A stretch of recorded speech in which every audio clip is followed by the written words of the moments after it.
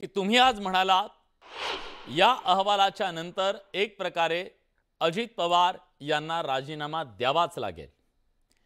जर त्या अहवालामध्ये पार्थ अजित पवार यांच्याबद्दल प सुद्धा नाहीये, मग अजित पवार राजीनामा कसे देतील? मग त्यांचा सहभाग आणि काय हे कसं प्रूव्ह करायचं आता? विलास, ही अतिशय सीरियस डिबेट आहे म्हणून मला विनंती आहे की मी बोलत असताना राष्ट्रवादीचे जे प्रवक्ते आहेत त्यांच्याबद्दल म्हणजे मला जरा पण ते मध्ये बोललेले बिलकुल चालणार नाही. नाही, ते मी तर त्यांना जेव्हा कारण मला बोलेन, मी सगळ्यांना हां, विनंती करतो की जेव्हा मी जी बोलायला सांगेन तेव्हा सगळ्यांनी बोलावं आणि वैयक्तिकरित्या कोणी कोणावरती हल्ला करू नये, कारण महाराष्ट्र बिलकुल. बघतोय। आता आपली ती गरिमा हो ना, प्रत्येकानं सांभाळली पाहिजे। करेक्ट.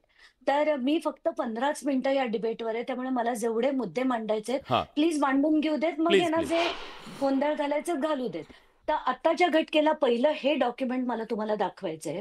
हे डॉक्युमेंट कसलं आहे, की पहिली तर ॲप्लिकेशन केलं होतं ॲडज्युडिकेशनसाठी. तर लोकांना हे मुद्दे काय आहेत ते कळू देत, हां, की आपल्याला समजा एखादा छोटा व्यवहार करायचा असेल, तर त्या छोट्या व्यवहारासाठी आपण रजिस्ट्रारकडे जाऊन ते हां, आपल्याला स्टॅम्प ड्युटी लिहून देतात, ती आपण भरली, की व्यवहार होऊ शकतो. हं, पण जर व्यवहार मोठा असेल, तर त्याच्यासाठी अधिकाऱ्यांकडे आपल्याला ॲडज्युडिकेशनसाठी अप्लाय करावं लागतं. हे अप्लाय केल्यानंतर त्याची जी स्टॅम्प ड्युटी आहे, ती कॅल्क्युलेट केली जाते हां, आणि त्यानंतर स्टॅम्प ड्युटी भरायला लागते. हं, आत्ताच्या घटकेला हे डॉक्युमेंट सरळ-सरळ दाखवतंय, की 10/5 ला हं, म्हणजे हे डॉक्युमेंट आता जे सेल डीड आहे ते रजिस्टर होण्याच्या काही कालावधी आधी एक ॲप्लिकेशन झालं होतं ॲडज्युडिकेशनचं. हां, ते कोणी केलं होतं? तर अमेडिया एंटरप्राइजेस एल-एल-पीनी केलं होतं. हं, आणि त्याचं जे ॲप्लिकेशन आहे ते अमेडियाच्या नावानी आहे. पैसे जे आहेत ते अमेडियाच्या नावाने भरले गेले आणि हे सगळं जर अमेडियाने केलं, तर त्याच्यात एक ड्राफ्ट सेल डीड सुद्धा अटॅच्ड आहे. हं, आणि त्यानंतर ह्या ऑफिसरनी उत्तर सुद्धा अमेडिया एंटरप्राइजेस एल-एल-पीला लिहिलं होतं. हं, याचा अर्थ त्या सेल डीडमध्ये असं लिहिलंय, की शीतल तेजवानी आणि 272 विरुद्ध म्हणजे ज्याला इंग्लिशमध्ये ते वेंडर म्हणतात आणि वेंडी म्हणतात. तर हां, त्याच्यातले वेंडी जे होते, ते अमेडिया एंटरप्राइजेस एल-एल-पी हे होते, हं, असं हे डॉक्युमेंट दाखवतंय. मी म्हणत नाहीये. हं, आता याचा अर्थ देणारे आणि घेणारे हे देखील इथे याच्यात लिहिलेलं आहे, की देणारे आणि घेणारे जे आहेत, ते अमेडिया एंटरप्राइजेस एल-एल-पी आहे. हं, त्याच्यात घेणारे दिग्विजय पाटील नाहीत.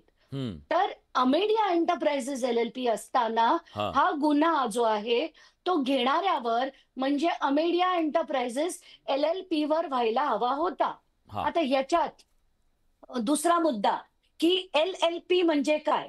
तर एक साधी कंपनी जर बनवली, तर हं, त्याला प्रायव्हेट लिमिटेड म्हटलं जातं.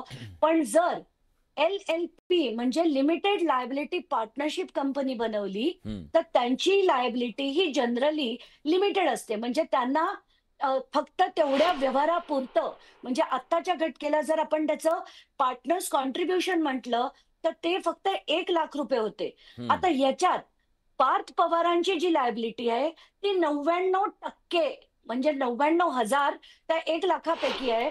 म्हणजे 99% ही जी लायबिलिटी आहे, ती पार्थ पवारांची आहे हो, आणि 1% लायबिलिटी ही फक्त दिग्विजय पाटलांची आहे.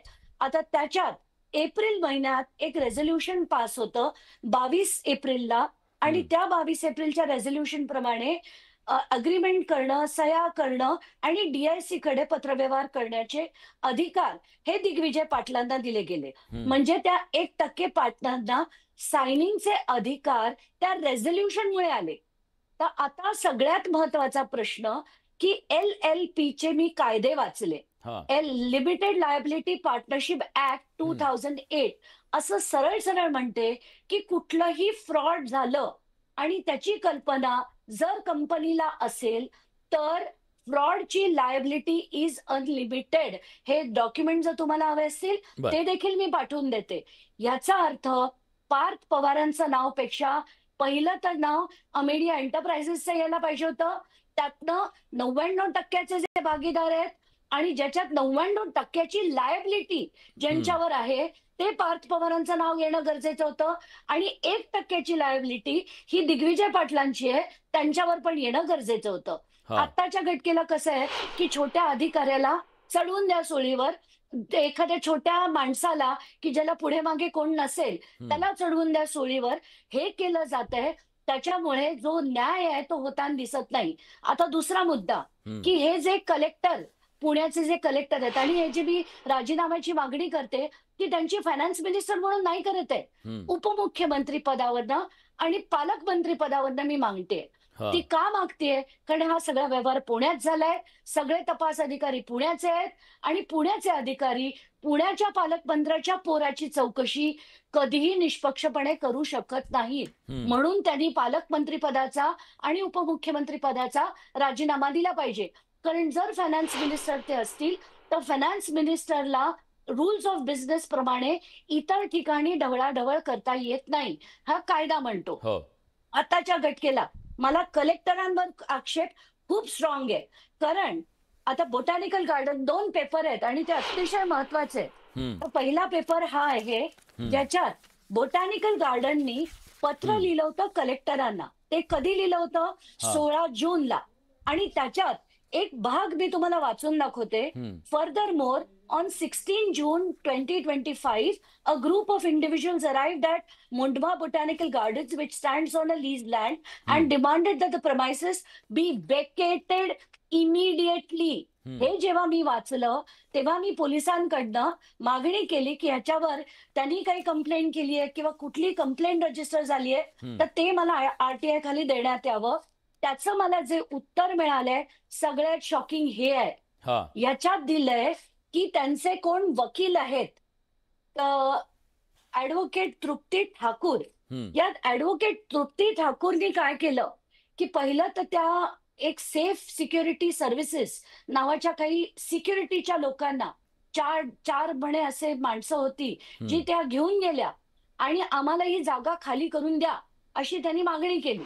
हा. आणि तिथे जो तमाशा झाला, त्यानंतर या तृप्ती ठाकूरनी फोन करून कलेक्टरांना सांगितलं की तुम्ही, कलेक्टरांना नाही, पोलिसांना सांगितलं की तात्काळ तुम्ही आम्हाला मदत पाठवा ही बर. खाली करून घेण्यासाठी.